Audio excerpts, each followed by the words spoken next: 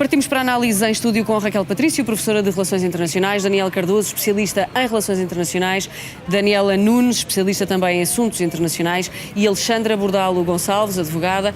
Obrigada a todos pela presença nesta emissão. Daniela, vou começar por ti. Víamos aqui este aparato militar e esta presença militar muito forte na fronteira da Venezuela com a Colômbia, mas a Venezuela não vai voltar à normalidade assim tão rapidamente. Olá, boa tarde a todos, para quem nos vê e ouve também. Não, claro que não, e aliás eu tenho vindo aqui a sublinhar a possibilidade de um conjunto de cenários que não se cingem apenas ao da transição democrática, enfim, que seria o mais simpático não só para os venezuelanos, como de resto para os americanos e para todos nós, para que isto não possa vir a deflagrar num novo conflito, quer um conflito interno, portanto uma guerra civil dentro da Venezuela, quer um conflito armado entre a Venezuela e os seus vizinhos, ou quiçá forças norte-americanas. A verdade é que estão em cima da mesa, para além deste cenário da transição, vários outros. O primeiro é o de uma transição, enfim, pouco democrática, à força e sobretudo, com uma mão norte-americana. Foi isso que já vimos com Darcy Rodrigues?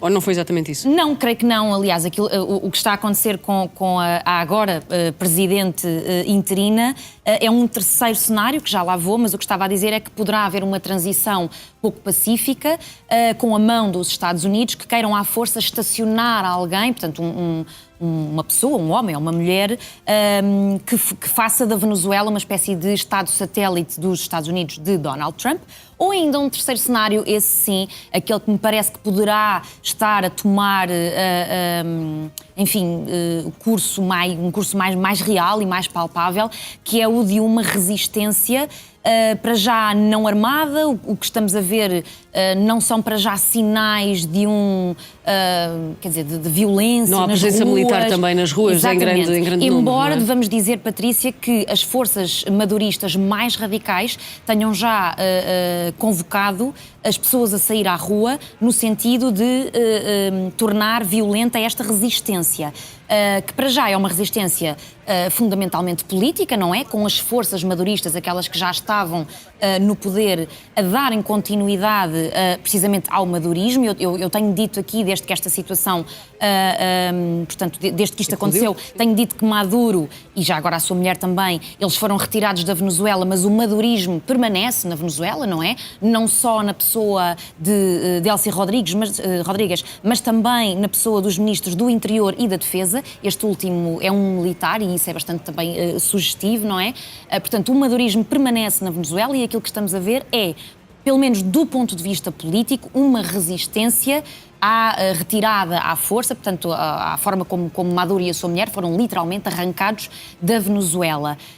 Esperemos que esta resistência não passe este estatuto político para vir a assumir um estatuto quase que popular e social, na medida em que isso fará deste processo de transição um processo muito mais violento, muito mais perigoso, quer para estas figuras políticas como Delcy Rodrigues, que Trump já ameaçou diretamente, quer para o comum dos mortais na Venezuela, que neste momento deve estar com mais medo do que esperança. Se nos primeiros dias e nas primeiras horas tudo isto fomentou muita esperança e muita expectativa e uma grande euforia e um grande êxtase nos venezuelanos, possivelmente a partir de agora todos estes bons sentimentos poderão ser engolidos por um receio e por um medo, não é? Do que é que vem aí. E por um tempo que, na realidade, acaba por não mostrar saídas depois daquilo que os Estados Unidos, ou saídas ou alternativas depois daquilo que os Estados Unidos levaram a cabo, a retirada do presidente Maduro. Daniel Cardoso, há esta expectativa, mas a Venezuela está muito dividida. A Daniela falava de vários responsáveis políticos, mas também o filho de Nicolás Maduro ainda se mantém na Venezuela e, de resto, ontem vimos-lo a enfatizar e a incentivar a população a responder pela saída do presidente. Correto. A situação na Venezuela, neste momento, nós estamos todos a analisar muito a quente.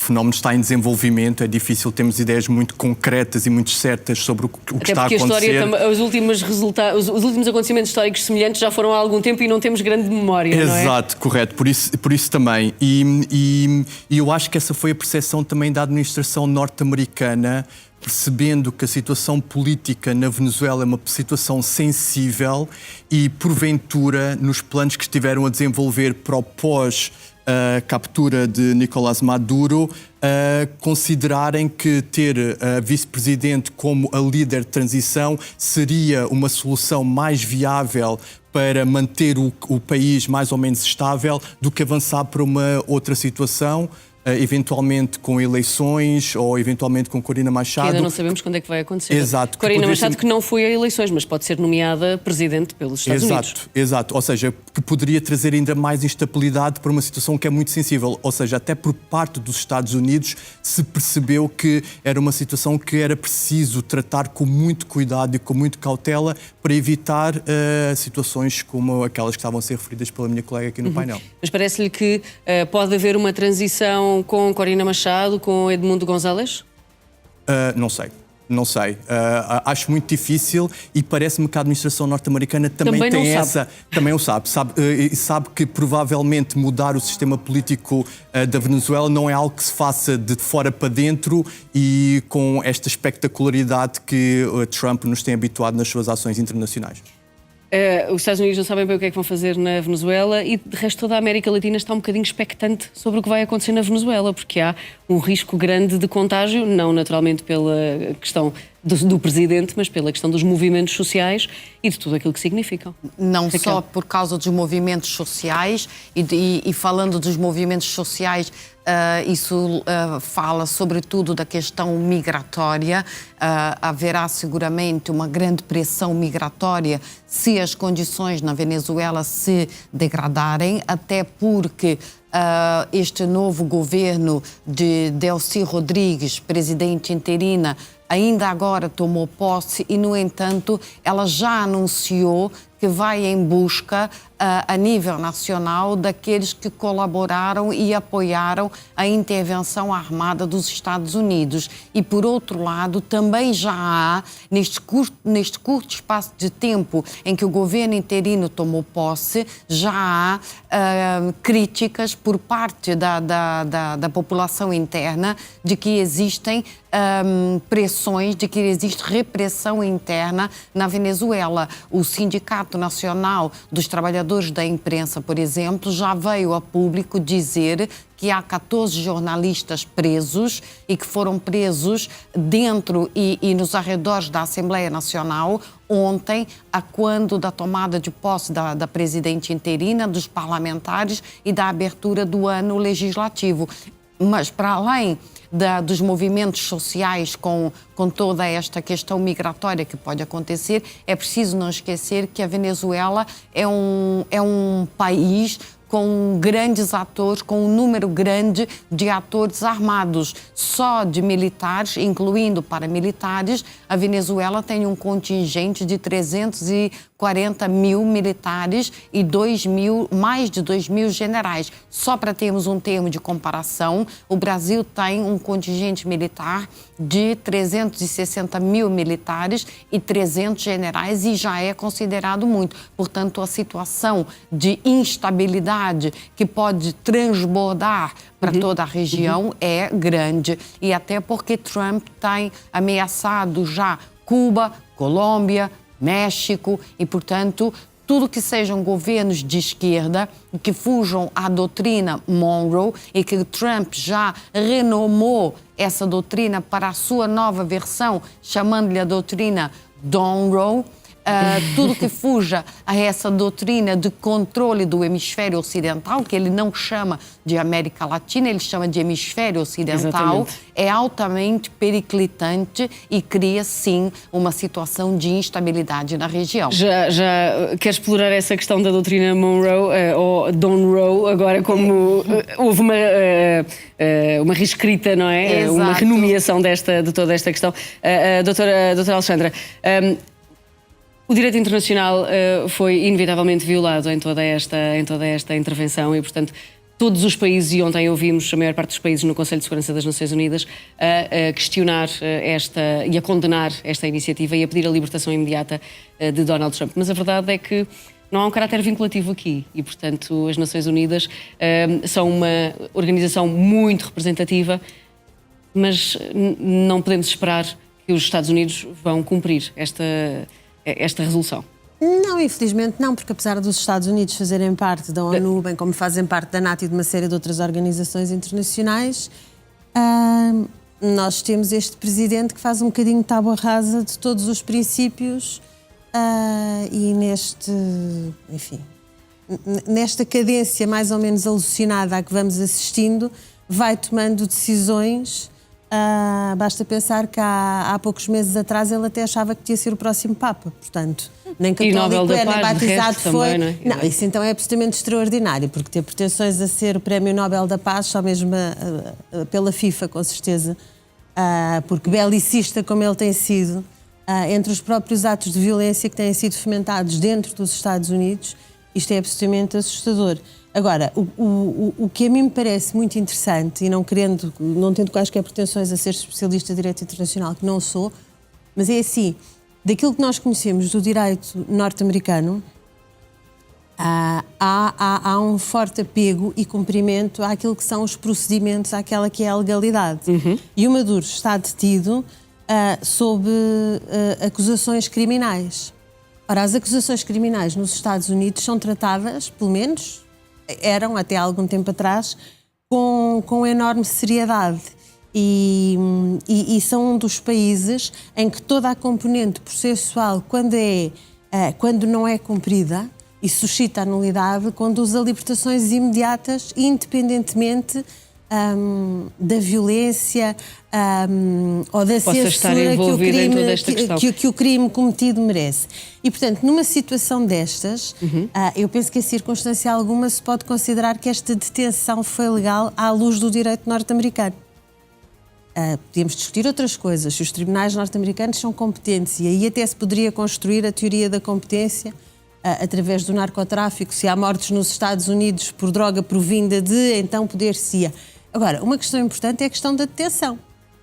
E esta detenção não foi lícita nem legal, penso eu, à luz de direito algum, e do norte-americano não terá sido com certeza. E, portanto, não sei como é que esta detenção é validada para se manter enquanto detenção, depois da primeira audiência, da primeira presença do arguido a juiz.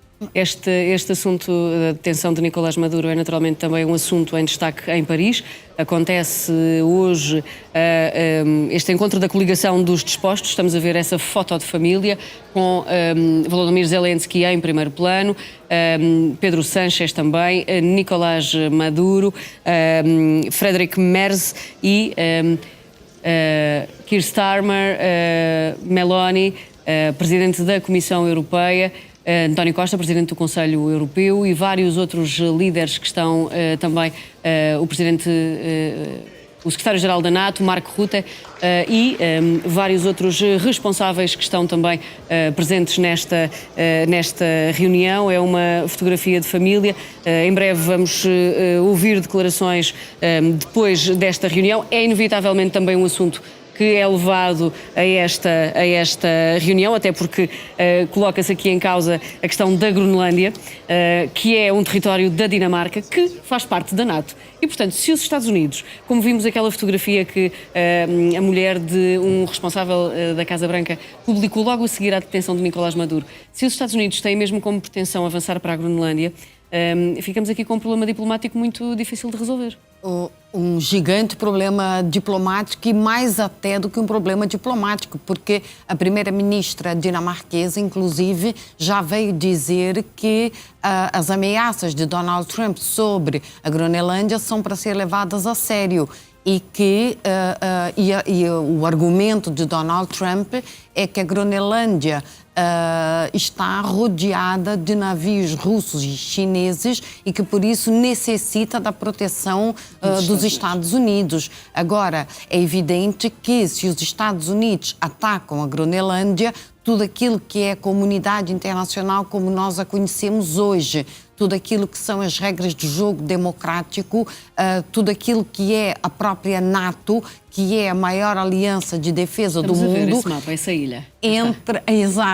Entra tudo em profundo colapso. Quer dizer, não há forma de sustentar qualquer tipo de atuação nesse sentido. Mas eu gostaria só de voltar aqui atrás, se me permite, em relação ao direito norte-americano de atuar sobre o caso de Nicolás Maduro, porque ao abrigo O doutor Alexandre também estava a lembrar-nos. Exato, da jurisdição norte-americana, aquilo que acontece é que, do ponto de vista do Departamento de Justiça, não interessa, em primeiro lugar, a forma como um acusado chega ao território norte-americano para ser julgado. Não interessa se ele chega de forma ilegal ou se ele chega através de uma violação do direito internacional. Isso faz parte de uma jurisprudência norte-americana que é a conhecida doutrina Kerr-Frisbee, de acordo com a qual esse réu pode ser julgado na mesma.